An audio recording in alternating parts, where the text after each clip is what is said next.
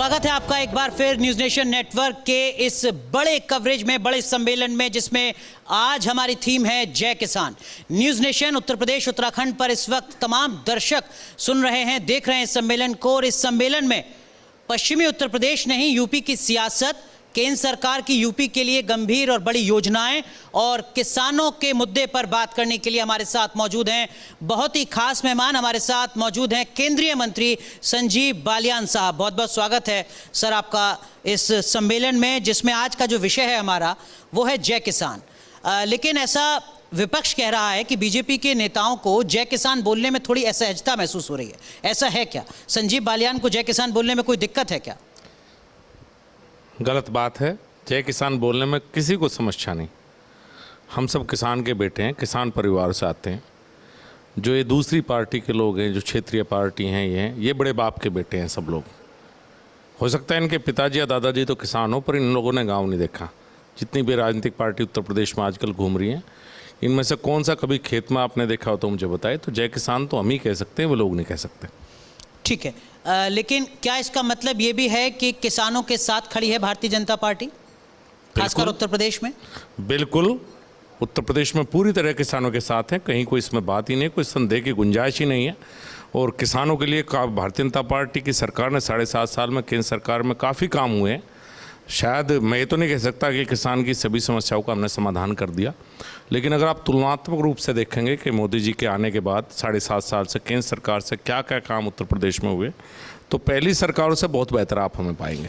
कुछ बड़ी चीज़ें जो आप बताना चाहें। देखिए, आपने 2017 में यूपी विधानसभा सेंट्रिक हम बात रखते हैं, आपने कहा था कि हम अगर सत्ता में आते हैं तो हम किसानों का कर्ज माफ़ करेंगे, गन्ने का भुगतान हम वक्त पर करेंगे। पश्चिमी उत्तर प्रदेश का एक बड़ा मुद्दा है तराई क्षेत्र के साथ साथ। इस तरीके के कुछ बड़े ऐलान किए गए थे। क्या उन पर आपकी पार्टी इस पिछले 4.5 साल में कुछ बेहतर काम कर पाई है? देखिए, कर्ज माफ़ी में करीब 36,000 करोड़ का कर्ज माफ़ हुआ था। जो वायदा भारतीय जनता पार्टी की सरकार ने किया था वो 1 वर्ष में ही पूरा हुआ। जहाँ तक बात आप गन्ने के पेमेंट की कहते हैं 14 दिन में, ये मेरी ही नहीं, शायद उत्तर प्रदेश का कोई चुनाव ऐसा नहीं जिसमें बात ना आई हो। हमसे पहले भी आई। 1968 का शुगर कैन एक्ट है जो कहता है कि 14 दिन में किसान को गन्ने का पेमेंट होना चाहिए। और इसे स्वीकार करने में मुझे कोई समस्या नहीं है कि कोई भी पार्टी, सरकार सब की रही हैं, जो आज हमारे खिलाफ वोट मांग रहे हैं वो भी सरकार में 2012-17 ही थे। 17 तक उन्हीं की सरकार थी। और जब वो गए छोड़ के, तो उत्तर प्रदेश का 24,000 करोड़ का गन्ना किसानों का बकाया छोड़ के गए थे। उससे पहले वो बसपा की भी सरकार रही, उससे पहले और बहुत सी सरकार रही जिसमें राष्ट्रीय लोकदल शामिल रहा। हमारी सरकार नहीं, कोई भी सरकार 14 दिन में गन्ने का पेमेंट नहीं दिलवा पाई। ये वायदा नहीं, ये शुगर कैन एक्ट है। मैं स्वीकार करता हूँ, इस पर काम होना चाहिए। भविष्य में मैं इस बात को हमेशा उठाता रहूँगा, पहले उठाता। तो इससे सिर्फ वायदा मत कीजिए, कानून है, लेकिन इसका पालन कोई भी सरकार आज तक नहीं करवा। बहुत ईमानदारी से और बेबाकी सर आपने एक गंभीर बात कही है, लेकिन इसका एक और पहलू है। जैसे ही कोई भी पॉलिटिकल पार्टी ये कहती है कि देखिए हमने तो मील का जो पेमेंट है वो सारा करा दिया है, या 80% या 90% भुगतान करा दिया है, किसान कहता है कि ये कोई उपकार नहीं है, ये कोई एहसान नहीं है। जो 14 दिन के अंदर हमें पेमेंट मिलना चाहिए था, वो महीनों और सालों के इंतजार के बाद अगर आप दे रहे हैं तो उसका पॉलिटिकल क्रेडिट मत लीजिए। सवाल तो ये होना चाहिए कि आपने ब्याज दिया या नहीं दिया, 14 दिन के अंदर पैसा क्यों नहीं मिला। आपको लगता है कि जितनी बेबाकी से आप इस बात को स्वीकारते हैं और कहते हैं, बाकी नेताओं को भी समझना चाहिए, हर दल के, बीजेपी के नेता भी बिल्कुल समझना चाहिए। इसमें कहीं कोई मील का पेमेंट मिलना देखिए, कोई आसान नहीं है। सरकार, किसान गन्ना डालता है, अपनी फसल शुगर मिल में डालता है, और शुगर मिल उसका पेमेंट करती है। जो कोऑपरेटिव शुगर मिल है वो कुछ सरकारी है, उसका पेमेंट भी गन्ना डालने के बाद है, कोई एहसान नहीं है। ये जरूर है किसान की मेहनत से, अगर आप उत्तर प्रदेश में देखेंगे 5 साल, वो भी क्रेडिट मैं किसान को दूंगा। और किसान के साथ साथ एक वैरायटी आई थी 238 गन्ने की जी, जिसकी वजह से 1.5 गुना तक रिकवरी भी बढ़ी 2% और 1.5 गुना तक उपज भी बढ़ गया। उसका क्रेडिट मैं देश के वैज्ञानिकों को दूंगा, डॉक्टर बख्शी राम को दूंगा जी, जो इस वैरायटी को लेकर आए थे। सरकारों का भी रोल रहता है, मैं नहीं कहता, और किसान का बड़ा रोल है। किसान ने मेहनत करके की, तो मैं इस क्रेडिट को मैं नहीं लेना चाहता। ये हमारी जिम्मेदारी है कि 14 दिन में पेमेंट दिलवाया जाए। प्रयास हुए हैं सरकार में, कुछ बेहतर प्रयास हुए हैं। कुछ ग्रुप को अगर छोड़ दिया जाए, आज भी करीब मेरे विचार से कुछ शायद 2,500-3 हज़ार करोड़ रुपए करीब उत्तर प्रदेश 3,000 करोड़ से ज़्यादा, 3,000 करोड़ से ऊपर होगा। तो ये मात्र एक ग्रुप है, बजाज ग्रुप, या एक 2 शुगर मिल मोदी की हैं, या 1-2 शुगर मिल हो रहे हैं। उसके अलावा अगर आप उत्तर प्रदेश में देखेंगे 119 शुगर मिल में से तो करीब 100 शुगर मिलों का पेमेंट ठीक है। वो 14 नहीं तो 17, 18, 20 दिन हो सकता है, लेकिन पेमेंट है। ये 20 शुगर मिल हैं जिनका इलाज करने की आवश्यकता है, और ये इलाज बहुत पहले हो जाना चाहिए था। और मेरा तो प्रयास रहेगा कि आगे भी मैं इनका इलाज करवाऊँ जिससे ठीक हो जाए। ठीक है, लेकिन इसी से जुड़ी एक बात मुझे किसी जानकार ने बताई कि संजीव बालियान साहब इलाज करने में बेहतर हैं। उनके क्षेत्र की एक चीनी मिल जो अपेक्षाकृत बेहतर काम नहीं कर रही थी, उसका इलाज उन्होंने कर दिया है। सुरेश राणा साहब हमारे साथ जुड़ेंगे, गन्ना मंत्री। ये कहा जाता है कि गन्ना मंत्री अपने क्षेत्र की मिल का इलाज नहीं करवा पाए। देखिए, प्रयास तो सब करते हैं, मैं नहीं कहूँगा उनके प्रयास में कहूँगा मेरे हुए। मेरी तितावी शुगर मिल थी, मवाना ग्रुप की, बड़ा ग्रुप है, बहुत बड़े लोग थे। और मैं गांव में गया हुआ था तो शायद होली के दिन थे, गांव में शुगर मिल बंदी हुई थी और 200 करोड़ से ऊपर बकाया था। तो मेरे गांव के लोगों ने कहा कि भाई अगर तू पेमेंट भी नहीं करवा सकता तो किस काम का मंत्री है। तो मैं केंद्रीय मंत्री होने के बावजूद अगले दिन थाने में जाकर धरने पे बैठ गया था। 2 दिन में थाने में बैठ रहा धरने पे, और आखिर में वो शुगर मिल उन्हें बेचनी पड़ी। आईपीएल ग्रुप ने वो शुगर मिल ली, कोऑपरेटिव ग्रुप है, और आज उसका उत्तर प्रदेश की जो बेहतरीन पेमेंट करती है शुगर मिल, उनमें से उसका नाम है। तो बाकी सांसद और विधायक जो है इसको एक मिसाल के तौर पर ले सकते हैं। हाँ, प्रयास हमें करने चाहिए, मैं कहता हूँ कैसे लड़ना है, कैसे भिड़ना है। लेकिन सर, लोकसभा या संसद में ही कल या परसों का ही एक आंकड़ा था गन्ना मिल बकाया का, जिसमें कहा गया कि पूरे देश की जो चीनी मिल है उसमें तकरीबन 4000 करोड़ के आसपास का कुछ बकाया है, जिसमें 3500 या कहिए 90% से ज़्यादा अकेले उत्तर प्रदेश की शुगर मिल्क पर बकाया है। दूसरे नंबर पर महाराष्ट्र था, जो यूपी के 3000 करोड़ के मुकाबले 300 करोड़ के आसपास है। बहुत बड़ा अंतर है ज़मीन आसमान का। आपको नहीं लगता कि ये कहीं थोड़ा एडमिनिस्ट्रेटिव फेलियर है? जिस सख्ती की बात आप कर रहे हैं वो सख्ती 2017 से शुरू हो जानी चाहिए थी बाकी मिलों के खिलाफ भी। नाराज़गी होती है, दर्द होता है किसान को, बिल्कुल दर्द होगा, बेटे की शादी नहीं कर पाता, स्वाभाविक है। हमें अपना पैसा जब हम बाज़ार में जाते हैं कोई भी सामान लेने के लिए तो तुरंत देना पड़ता है, और अगर किसान को लेट मिलेगा तो उसके घर में समस्याएं होगी। और 2017 से फोकस होना चाहिए था, कुछ फोकस हुआ भी, मैं नहीं कहूँगा नहीं हुआ कुछ। अगर आप पेमेंट की कंडीशन देखेंगे कि 2017 में हमें 24,000 करोड़ का पेमेंट उधार में अखिलेश यादव जी दे के गए थे, जो आज बहुत बड़ी बड़ी बातें करते हैं। और उनके समय पर शुगर मिल बंद हो जाती थी और गन्ना खड़ा रहता था। वो शुगर लॉबी से मिला के बात करते थे और देखते भी नहीं थे इस तरफ, किसान की तरफ। आज बड़ी बड़ी बातें करेंगे, लेकिन हमारी जो जिम्मेदारी है हम उससे भाग नहीं सकते। ठीक बात है, हमें जिम्मेदारी लेनी चाहिए। 14 दिन का पेमेंट का अगर कानून है तो किसी भी सरकार को उसका पालन कराना चाहिए। इस मुद्दे को मैं उठाता रहा हूँ, मैं नहीं कह सकता कि मेरी सरकार में हर बात मेरी मानी जाए, लेकिन मैं इसका पक्षधर हूँ कि हमें इस कानून का कड़ाई से, जैसे और कानून का पालन करते हैं, इस कानून का पालन भी किसी भी सरकार को कड़ाई से करवाना चाहिए। 1-2 सवाल और गन्ने से जुड़े, क्योंकि आप उस बेल्ट से आते हैं, आप उस चीज़ को बहुत बेहतर तरीके से समझते हैं, इसलिए पूछ रहा हूँ, फिर आगे पॉलिटिक्स पे भी बात करूँगा। 3 साल बाद योगी सरकार ने जो गन्ने का एमएसपी एसएपी होता है, जैसे बाकी फसलों का एमएसपी होता है, ऐसे गन्ने का एसएपी होता है, 3 साल बाद उसको बढ़ाया लगभग 35 रुपये के आसपास। उससे पिछली जो सरकार थी अखिलेश यादव की, उन्होंने भी 3 साल के बाद बढ़ाया था, लेकिन शायद 65 रुपये बढ़ाया था, आप मुझे करेक्ट कीजिएगा। उससे जो पिछली सरकार थी उसने 100 रुपये से ज़्यादा एसएपी बढ़ाया था। क्या आपको नहीं लगता कि आप इस वक्त में, जब बजट का दायरा बढ़ रहा है, इकोनॉमी बेहतर हो रही है, किसानों को गन्ने का दाम जो बढ़ना चाहिए था वो आपने पिछली 3 सरकारों में 1/3 दिया है, वो भी 3 साल के बाद? देखिए, 120 रुपये, 65 रुपये और आपका 35 रुपये।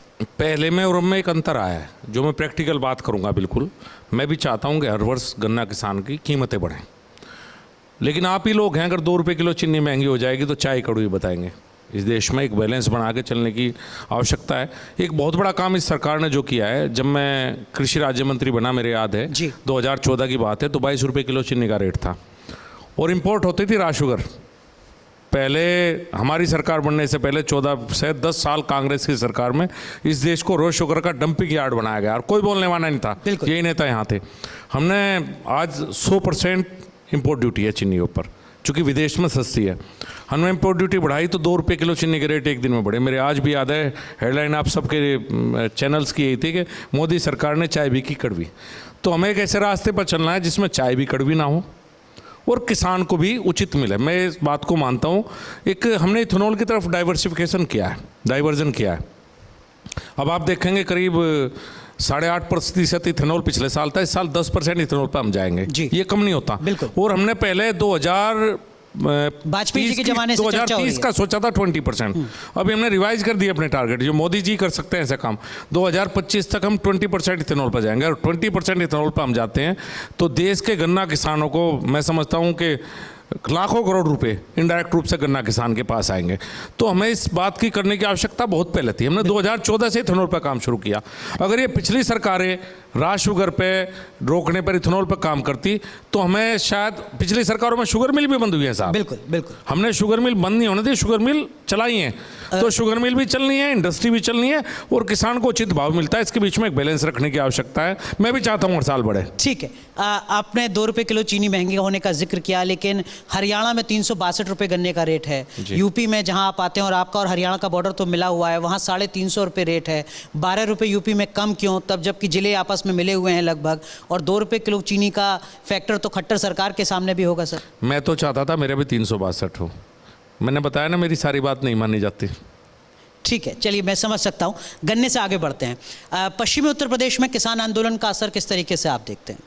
देखिए, किसान आंदोलन का इतना असर था कि जब हम गांव में जाते थे, चूँकि मैं तो लगातार गया हूँ, बहुत से लोग हो सकता ना गए हूँ, तो बड़े बुजुर्ग और गांव में जो मिलता तो कहते थे भाई इसका हल निकालो। चूँकि कृषि कानून को गांव में तो किसी ने पढ़ा नहीं, तो एक परसेप्शन बनता रहा, चलता रहा, लेकिन सबकी इच्छा थी कि इसका कोई हल निकले, भाई इसका हल निकालो। और वो हल प्रधानमंत्री निकाल चुके हैं। तीनों कानून ही वापस नहीं किए। उन्हें देश से कहा भी कि अगर हम समझा नहीं पाए, उन्हें अपनी बात स्वीकार करी। तो ये मुद्दा अब समाप्त है। मुद्दा समाप्त होने के बाद जो और इश्यूज़ हैं अब वो आएंगे। अब एजेंडा हम सेट करेंगे कि किस एजेंडे पे आगे उत्तर प्रदेश का चुनाव जाएगा। तो जो हो चुका था वो हो चुका।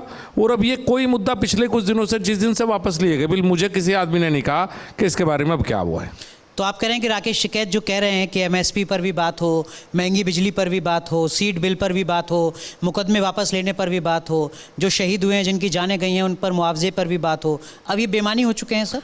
सब मुद्दों पर बातचीत हो रही है, कहीं कोई ऐसी बात नहीं है। ऐसा कौन सा मुद्दा है जो अपने लिए एमएसपी पे कमेटी प्रधानमंत्री ने बनाई है? शुरू से उन्हीं की डिमांड थी कमेटी बनाओ। मेरे अच्छी तरह याद है, अनऑफिशियली भी मेरी बातचीत हुई थी, ऑफिशियली भी हुई है। तो एक ही मुद्दा था कि कमेटी बनाई जाए। चूँकि एक ऐसा इशू एक दिन में आदेश नहीं हो सकते, ये सब पूरा देश जानता है ये एक। और दूसरी बात ये है कि पूरे देश को रिप्रेजेंट यही किसान नेता नहीं कर रहे हैं। मेरे तमिलनाडु के भी किसान नेता हैं, महाराष्ट्र के भी हैं, गुजरात के भी हैं और प्रदेशों के भी हैं। तो उन सब से भी बातचीत की आवश्यकता है। कल वो कहेंगे कि आपने हमसे बात नहीं की, आज तो ये कह रहे हैं पिछली बार चलो इनसे बात नहीं। तो इस बार सरकार बातचीत करेगी, इस इशू पे कमेटी बनाई है, कोई ना कोई निर्णय होगा और निर्णय मुझे लगता है काफ़ी हद तक किसानों के हित में होगा। लेकिन बालियान साहब, आप बहुत लंबे वक्त से सांसद हैं सर, सरकार और सिस्टम को बेहतर तरीके से समझते हैं। लोग कहते हैं कि जब किसी मुद्दे को सुलझाने की बजाय उलझाना हो तो कमेटी बना दो। मैं इस बात से भी आपकी काफ़ी हद तक सहमत हूँ। कोई से मुद्दे कमेटी में हुए, लेकिन ये किसान नेताओं के ऊपर है। जब किसान नेता इसमें रखे जा रहे हैं तो देखिए, एक दिन में तो आदेश नहीं हो सकता किसी भी इस बात का। एक सिस्टम बनेगा और वही बात मैं कही कि सिर्फ इनसे ही बात करके कैसे बना देंगे? वो किसान नेता भी तो बुलाने पड़ेंगे जो आज इस आंदोलन का पार्ट नहीं। इस आंदोलन में तो 3 प्रदेश के किसान नेता हैं। जो बाकी किसान नेता हैं उनमें से भी रिप्रेजेंटेशन होनी चाहिए और सब लोगों से मिलकर बातचीत करके इसमें पॉजिटिव तरफ निकलना चाहिए। और जहाँ तक और मुद्दों की बात है जी, हर मुद्दों पर अभी 20 दिन पहले किसान यूनियन ने लखनऊ में मीटिंग की थी। हमारी सरकार के साथ मीटिंग हुई थी साहब, गन्ने के पेमेंट के लिए थी। टिकैत साहब की यूनियन ने बात की थी। वो तो आंदोलन भी चल रहा था, बातचीत लखनऊ में हुई थी। तो बातचीत तो बाद में भी होती रहेंगे, पहले भी होती रही। हमारे वो मिलते रहे कि सरकार भी मिलती रहे, व्यक्तिगत रूप से मिलते रहे। मैं एक छोटा सा सप्लीमेंट इसमें जोड़ रहा हूँ। आपसे पहले बीजेपी के विधायक नंदकिशोर गुर्जर साहब थे हमारे साथ। उन्होंने राकेश टिकैत को किसान नेता मानने से इनकार कर दिया। उन्होंने आंदोलन जो किसानों का होता रहा है उस पर बड़ा सवाल खड़ा किया। किसान आंदोलन के नेता जिस मौत के आंकड़े को साझा कर रहे हैं उसको सिरे से खारिज कर दिया। क्या संजीव बालियान साहब भी नंदकिशोर गुर्जर के साथ खड़े हैं? मैं बिल्कुल नहीं खड़ा हूँ, मैं उनकी बात से बिल्कुल सहमत नहीं हूँ। राकेश टिकैत किसान नेता हैं, कोई मानना या ना मानना, वो किसानों की बात करने के लिए हैं। इसमें कहीं कोई दो राय नहीं। किसी की भी मौत हुई है, मैं आंकड़ों पे नहीं जाऊँगा। वो दुख की बात है, चाहे एक की मौत हुई हो चाहे कितनों की मौत हुई हो, उसका दुख मुझे, आपको और सबको होता है। वो चाहे किसी कारण से हो, कैसे भी हो, हम उसका उपहास नहीं बना सकते किसी बात का। और जो हैं वो सब किसान हैं, मैं उनकी बात से बिल्कुल इत्तेफाक नहीं रखता। जो बात है वो है। हो सकता है मैं उनसे सहमत ना हो किसी पॉइंट ऑफ व्यू के ऊपर, पर मैं उन्हें किसान मानने से इनकार करूँ, किसान नेता से मानने से इनकार। हमारे मतभेद हो सकते हैं, लेकिन एक दूसरे के प्रति इतना सम्मान हमें रखना चाहिए। ठीक है बालियान साहब, देखिए आपके चुनाव में तो अभी 2024 तक थोड़ा वक्त है। सवाल लोग कह रहे हैं कि बालियान साहब के क्षेत्र में जो विधायक हैं 2022 में उनकी मुश्किलें बढ़ने जा रही हैं। संजीव बालियान साहब को भी क्या इस बात का एहसास हो रहा है कि विधायकों को जिताना थोड़ा मुश्किल हो सकता है? देखिए, मुश्किल तो सब चुनाव होते हैं, नहीं, इस ऐसा बार कोई थोड़ा ज्यादा चुनाव हो सकता है। मेरा तो खुद का चुनाव इतना मुश्किल था, उससे मुश्किल चुनाव तो मैं इस देश में शायद हुआ ही ना हुआ आज तक। मुझे तो ऐसा लगता है समीकरण मेरे खिलाफ थे, सब चीजें मेरे खिलाफ थी। उत्तर प्रदेश बड़े की नेता से मुकाबला राजनीति था। आज भी जाति और धर्म के आधार पर चलती है, और बहुत से लोग मुझे मेरी लोकसभा में से थे, मैं कितना अच्छा काम कर दूं मुझे वोट नहीं देंगे, उसके बावजूद जनता ने मुझे जिताया। तो जब हम चुनाव में जाएंगे, मैंने कहा अब हम अपने पॉजिटिव पक्ष जब लेके जाएंगे, जब हम लोगों से कहेंगे कि क्या हालात 2012-17 से 17 और 22 का कंपैरिजन कर लीजिए, मेरी तो एक ही बात है, ठीक है, शायद मेरे खिलाफ में जो दूसरी विपक्षी पार्टी के नेता हैं वो 12 से 17 का एक पॉजिटिव पॉइंट नहीं बता पाएंगे। और जो आज गठबंधन में जा रहे हैं पश्चिम उत्तर प्रदेश से, जो मेरे सामने चुनाव लड़ बड़े नेता का बयान था कि जिस गाड़ी पर सपा का झंडा उसमें के अंदर बैठा कोई गुंडा, ये मेरे बयान नहीं है, ये 2012 से 17 के बीच में पूरे उत्तर तब प्रदेश से तो के गंगा बयान थे। यमुना में बहुत पानी बह गया, सियासत बहुत बदल गई, स्थितियां अब बदलती जा रही हैं। लेकिन इसी से जुड़ा एक और सवाल जो मैं आपसे पूछना चाहूँगा वो ये कि किसान पश्चिमी उत्तर प्रदेश में चुनाव को प्रभावित करने जा रहा है, किसानों का मुद्दा।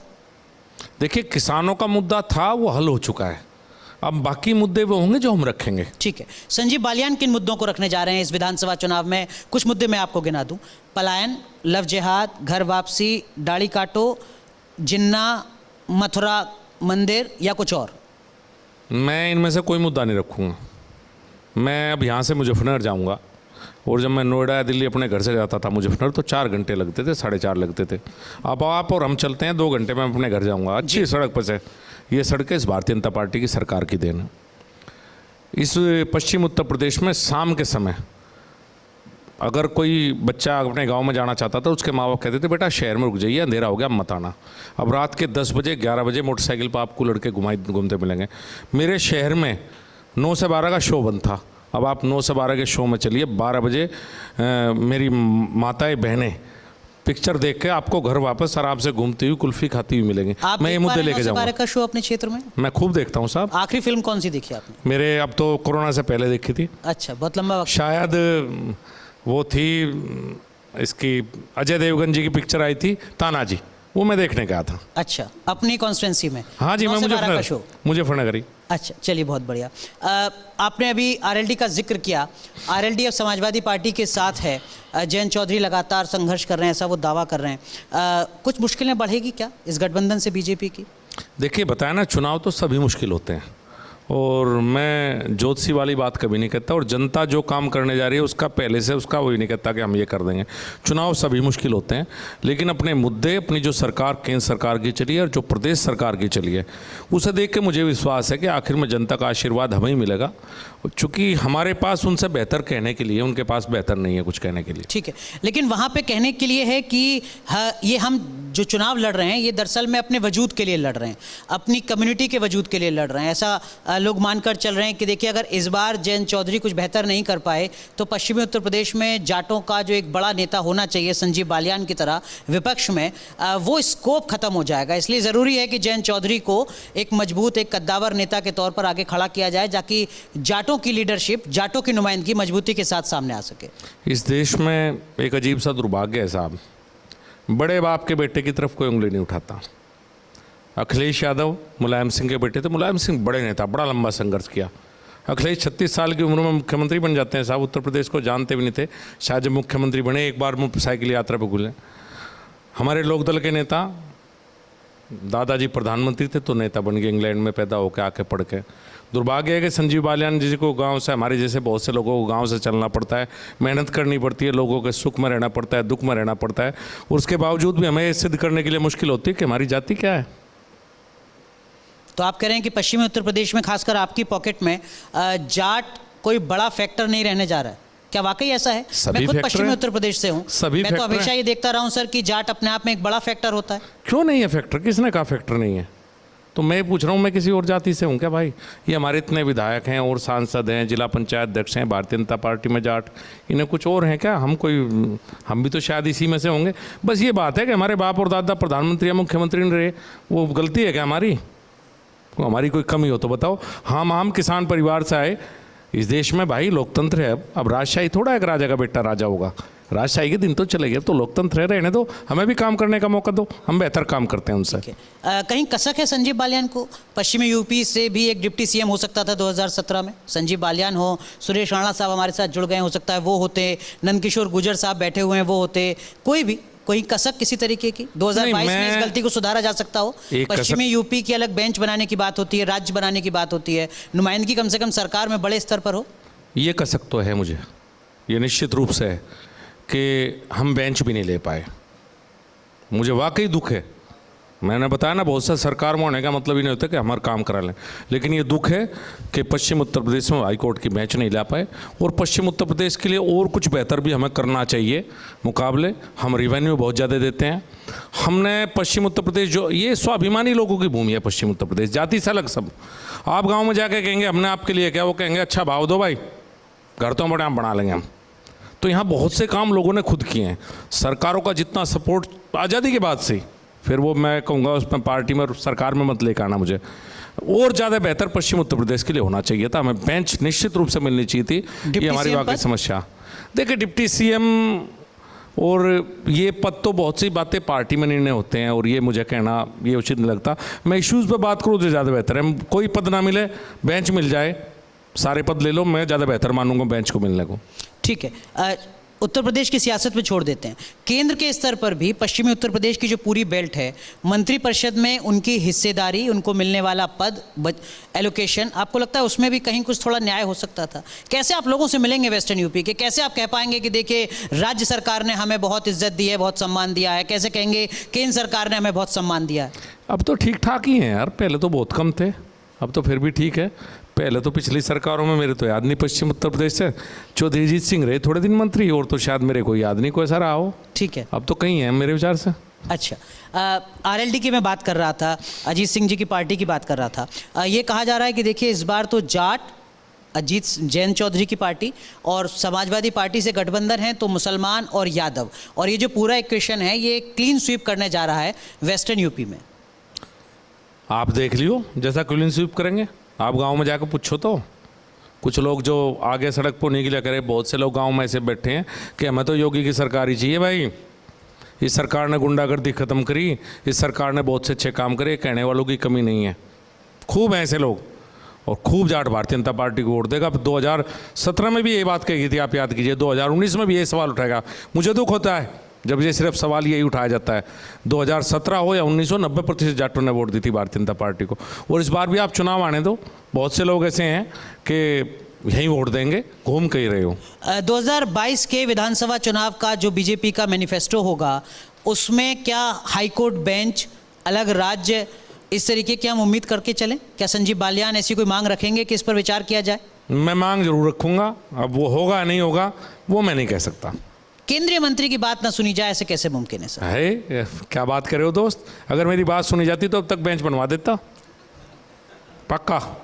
ऐसा तो नहीं अपनी कॉन्स्टिट्यूंसी के लोगों को चुनाव से पहले संतुष्ट करने के लिए आप इस तरीके की बातें कर रहे हैं? मैं तो हमेशा कहता हूँ 2014 से है, 2014 से हूँ। मैंने तो पार्लियामेंट में कहा था कि मेरे गांव से लाहौर हाईकोर्ट नज़दीक है, इलाहाबाद हाईकोर्ट दूर है, आप कागज़ निकाल के देख लीजिए, 300 किलोमीटर एक्स्ट्रा है, और 8 करोड़ की पश्चिम उत्तर प्रदेश की जनता का सिर्फ कुछ वकीलों के लिए उन्हें न्याय नहीं मिल पा रहा है, बड़े दुख की बात है। ठीक है, आरएलडी से आगे बढ़ते हैं, बात कांग्रेस पार्टी की करते हैं। प्रियंका गांधी लगातार सक्रिय हैं उत्तर प्रदेश में, पूर्वांचल में ज़्यादा, लेकिन यूपी के अलग अलग हिस्सों में लगातार वो जा रही हैं।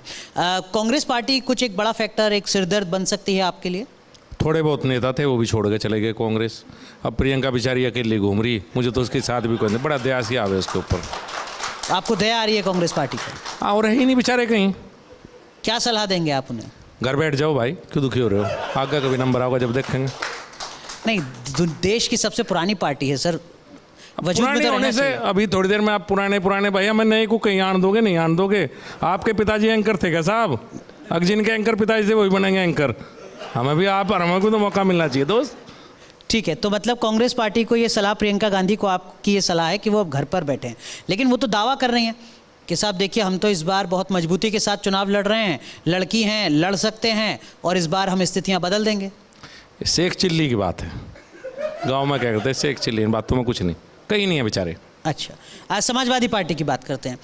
अखिलेश यादव कह रहे हैं कि हम 403 में से 400 सीटें जीतेंगे। अमित शाह साहब अभी पश्चिमी उत्तर प्रदेश में पहुंचे थे, उन्होंने कहा कि अब की बार 300 पार। सीटें तो 403 ही हैं सर, वो 400 कह रहे हैं, आप 300 कह रहे हैं। सीटों की संख्या बढ़ाने वाले हैं क्या? 450 साल तो अखिलेश यादव जी का पता नहीं लगा कहाँ है। ट्विटर ना होता तो अखिलेश यादव जी 4.5 साल तक किसी को दिखाई नहीं देते, ट्विटर पे दिखाई दिए। अब ठीक है, चुनाव आ गए तो गठबंधन करते घूम रहे हैं। अरे भाई, जो मजबूत लोग होते हैं वो गठबंधन सारा दिन नहीं करते फिरते। आज इस पार्टी से गठबंधन, कल इससे कमज़ोर होंगे जब भी। तो भारतीय जनता पार्टी तो कहीं नहीं घूम रही। तो जो 4.5 साल जनता के बीच में न रहा हो, किसान आंदोलन के बहाने जनता के बीच में वो आए हैं, नहीं तो वो जनता के बीच में कभी दिखाई नहीं दिया। अब चुनाव में तो दिखाई दिया। आप 4.5 साल से आज तक तो कोई चीज़ 4.5 साल से अखिलेश ने कौन सा संघर्ष किया या वो कहाँ थे, ये रिकॉर्ड उठा के यार हमें भी दिखाओ दोस्त।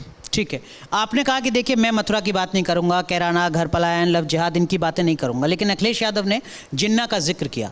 क्या इस बार के विधानसभा चुनाव में जिन्ना, राश, ये सब आने जा रहा है?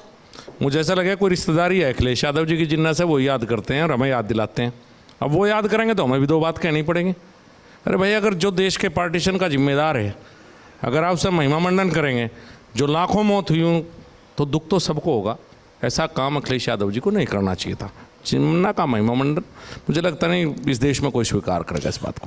अज़दुद्दीन ओवैसी भी मैदान में है इस बार, और वो मुस्लिम वोटर्स को बार बार जगाने की कोशिश कर रहे हैं, ये कहते हुए कि जाग जाओ, तुम्हारे वजूद का सवाल है। कहीं मुश्किलें बढ़ेंगी या अज़दुद्दीन ओवैसी अगर हैं यूपी में तो फिर तो वल्ले वल्ले है संजीव बालियान साहब की? यार दोस्त, एक बात बताओ, थोड़ी देर पहले आप जाट का वजूद बता रहे थे, हम मुसलमान का वजूद बता रहे हो। 20% वोटर हैं सर। नहीं, हम यार ये वजूद यूपी इसी का बात हर 5वां व्यक्ति सब जो है वो समझदार मुस्लिम लोग है। हैं। हाँ, सब देखना, ये कुछ ना कुछ बहुत सा बड़ा तबका ऐसा आ चुका है युवाओं में, महिलाओं में, जो जाति की राजनीति से बाहर आना चाहते हैं कि वो बाहर आ जाएं और मुझे बदलाव दिखाई देते हैं। मोदी जी ने इस देश में आने के बाद एक काम तो बहुत अच्छा किया है कि जाति की राजनीति से बाहर निकलने का प्रयास किया है जी। मुझे अपने प्रधानमंत्री की जाति नहीं पता साहब, सच बताऊं तो इससे बाहर निकलने का प्रयास करना चाहिए। गुण दोष का आधार पर हमारा निर्णय लीजिए, जाति का आधार पर मतलब संजीव बालियान अच्छा काम करता है तो ठीक है, अच्छा नहीं काम करता तो घर बैठा दो भाई साहब। ठीक है, बहुत बेबाकी से सर आप अपनी बात कह रहे हैं। आपको लगता है कि योगी सरकार की जो एक बड़ी उपलब्धि है वो लॉ एंड ऑर्डर के मोर्चे पर रही है? ये मैसेज देने की कोशिश की है राज्य सरकार ने कि कोई भी अपराधी होगा, बाहुबली होगा, माफिया होगा, बुलडोजर और जेसीबी चला दी जाएंगी। ये मैसेज जनता में कनेक्ट कर पा रहा है क्या? बहुत ज़्यादा साहब। जनता छोड़िए, अगर मैं योगी जी का प्रशंसक हूँ वो अलग बात है कि वो मेरी पार्टी के हैं, मैं सांसद हूँ, मेरे मुख्यमंत्री हैं, लेकिन उनका व्यक्तिगत रूप से अगर मैं प्रशंसक हूँ तो लॉ एंड ऑर्डर में जो उन्होंने सुधार किया है उत्तर प्रदेश में, मैं कल्पना नहीं कर सकता था साहब।